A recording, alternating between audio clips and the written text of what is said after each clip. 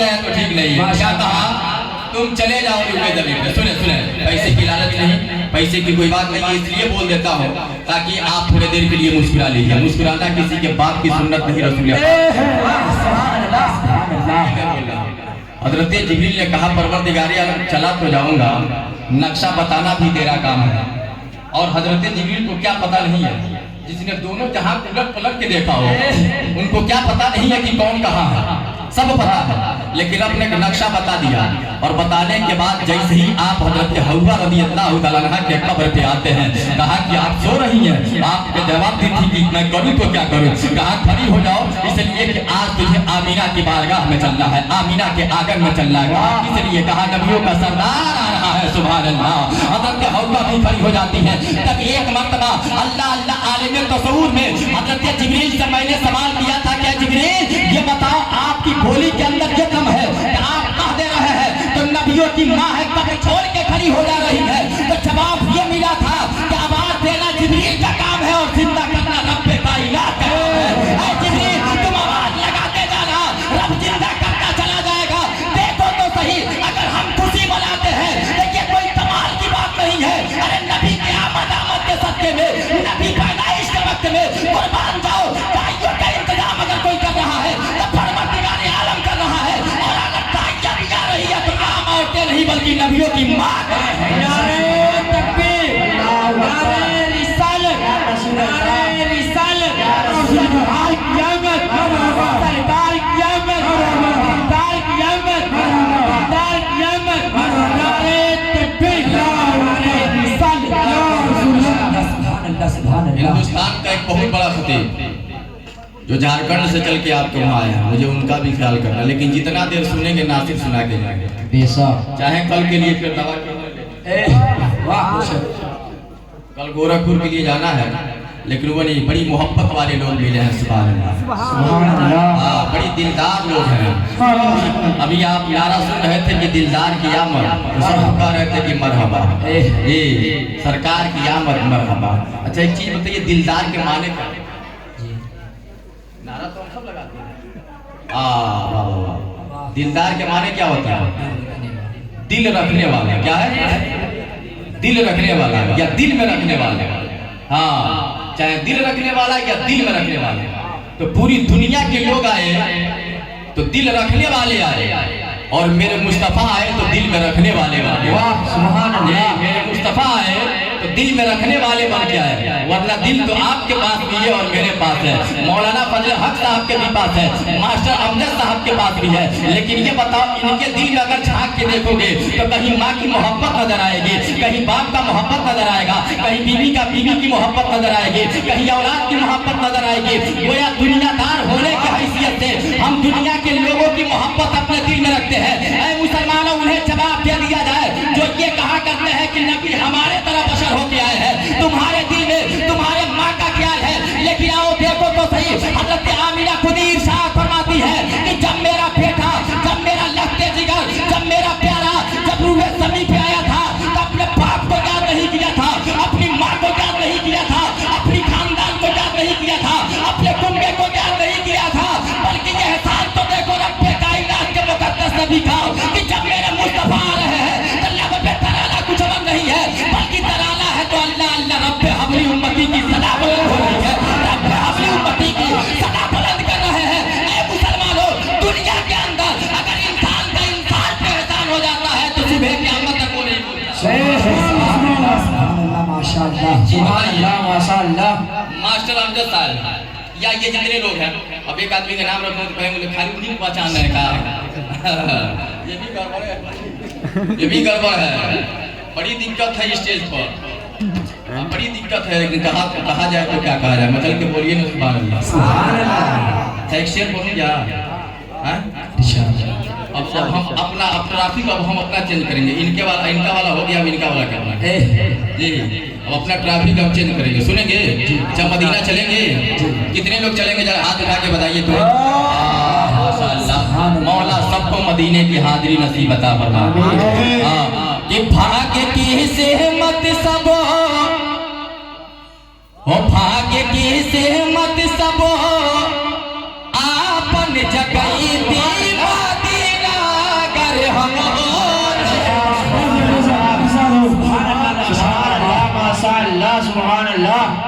हमारे डायरी में इससे बड़ा कोई शेर नहीं है।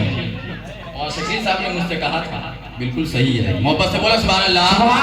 कि भाग्य की सेहमत सब आपन जगई थी मदीना अगर हम हो गए थे।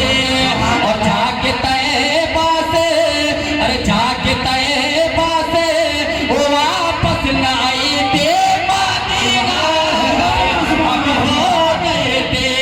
और जाके तैबा से वो वापस न आई थे मदीना अगर हम हो गए थे। आओ आगे बढ़ो, एक चीज और बताता हूँ कि इंसान का इंसान के ऊपर एहसान हो जाता है तो जब तक वो जिंदा रहता है वो भूल नहीं सकता है। अगर इन्होंने मुझे बोला कि मैं सोचा था कि 5 रुपया मिलेगा, इन्होंने अगर 25 रुपया दे दिया तो क्या इनका एहसान होगा कि नहीं?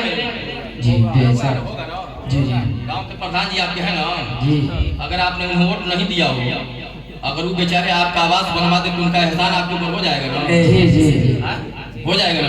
जी जी। हम वोट भी नहीं दिए, वो बेचारा हमारा मकान बनवा दिया तो हम उसका तो एहसान मेरे ऊपर हो गया। भले से अपने जेब से नहीं दिया है तो क्या है जी, लेकिन उसका एहसान हो गया ना। जब तक आप जिंदा रहेंगे, हम जिंदा रहेंगे तो उसका एहसान अपने कांधे पे लेकर चलेंगे, उसका एहसान अपने कांधे पे लेकर चलेंगे। जिस चौराहे पे जाएंगे कहेंगे फला शख्स का एहसान है कि उसके वजह से मेरा घर बन गया है, फला का एहसान है कि उसके वजह से मेरा ये काम हो गया है, फला का एहसान है कि उसके वजह से ये मेरा बिगड़ा हुआ काम बन गया है। लेकिन ऐ मुसलमानों देखो तो सही, नबी कौनैन का कितना बड़ा एहसान तेरे ऊपर है, नबी का एहसान कितना बड़ा मेरे ऊपर है, नबी का एहसान कितना आपके ऊपर है। चाहे वो बेटी हो उसके ऊपर भी एहसान है, चाहे वो बेटा हो उसके ऊपर भी एहसान है, चाहे वो अमीर है उसके ऊपर भी एहसान है, चाहे वो गरीब है उसके ऊपर भी एहसान है। ऐ मुसलमानों, आपका बेटा पैदा होता है तो बाप की आवाज नहीं लगाता, कहाँ कहाँ की आवाज लगाता है। लेकिन नबी की जिंदगी देख लिया जाए, पैगंबर का तशरीफ ला रहे हैं तो कहाँ कहाँ की आवाज नहीं अपने गुनहगार उम्मती को याद कर रहे हैं।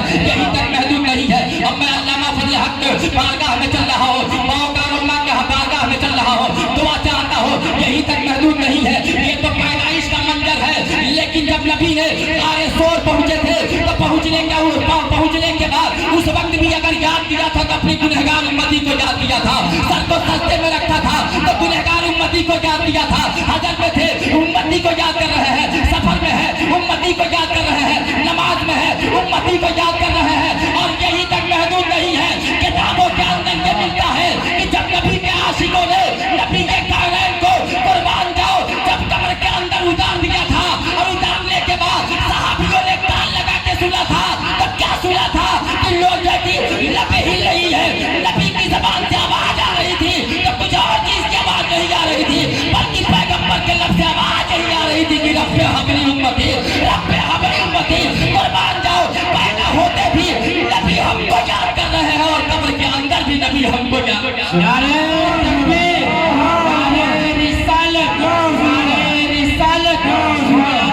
हुसैन साहब किबला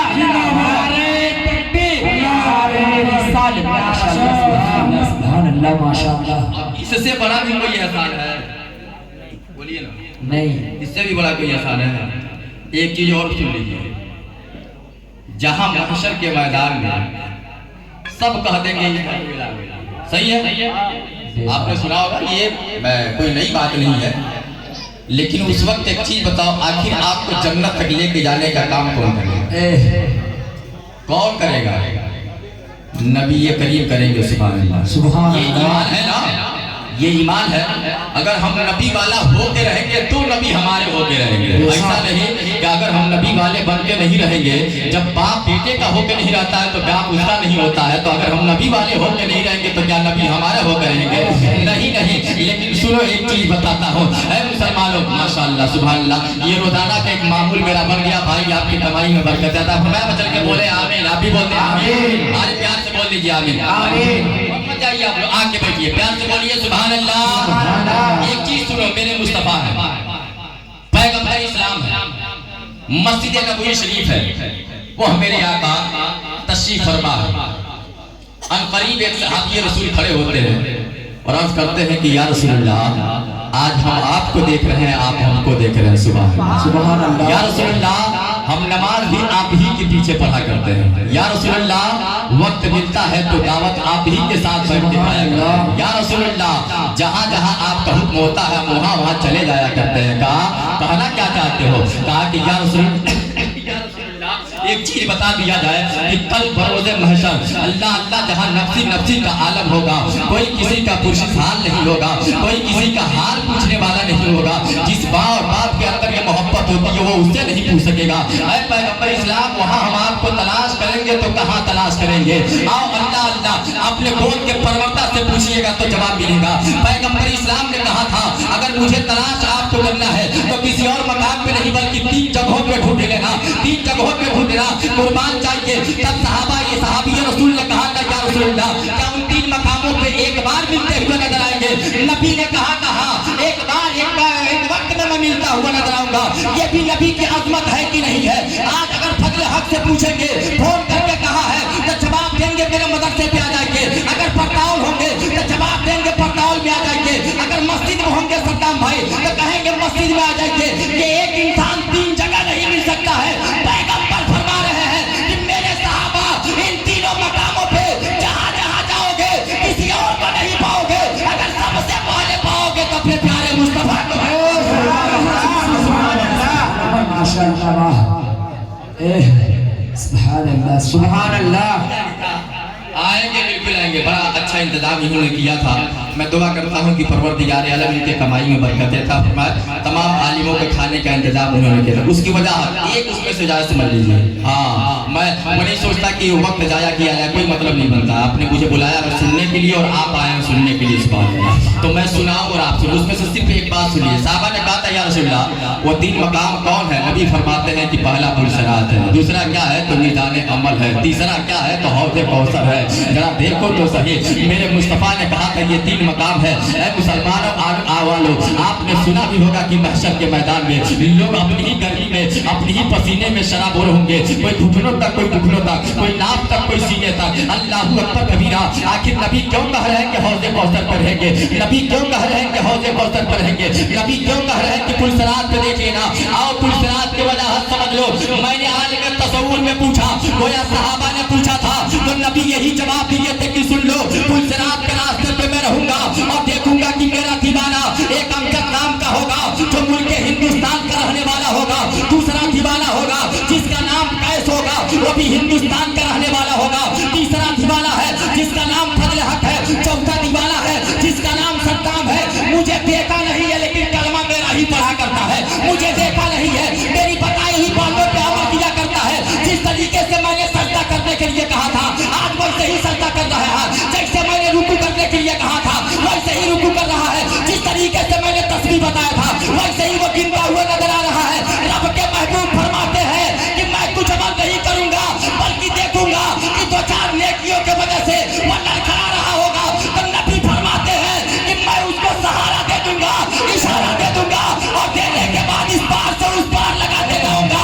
मैंने पूछा कि या रसूलल्लाह सिर्फ उस पार ही लगाएंगे? तो जवाब ये मिलता है कि नबी जब तक जाहिरी जिंदगी में थे जिस चीज पे हाथ लगा दिया करते थे तो दुनिया की आग नहीं जलाया करती थी। वो तो महशर का मैदान है, पुलसरात का रास्ता है। नबी का हाथ लगाना ही सिर्फ मकसद नहीं है बल्कि हाथ लगाते जाएंगे और जन्नत में ठिकाना है।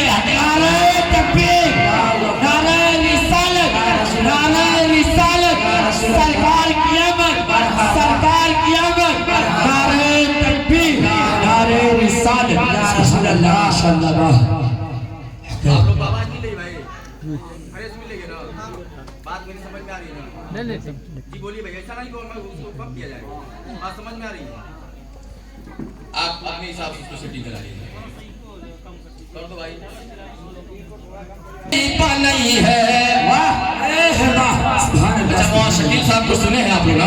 जी। तो अक्सर वो पढ़ा करते हैं कि सबके बिगेड़ी बनई है हमार नबी, सबके बिगेड़ी बनई है हमार नबी।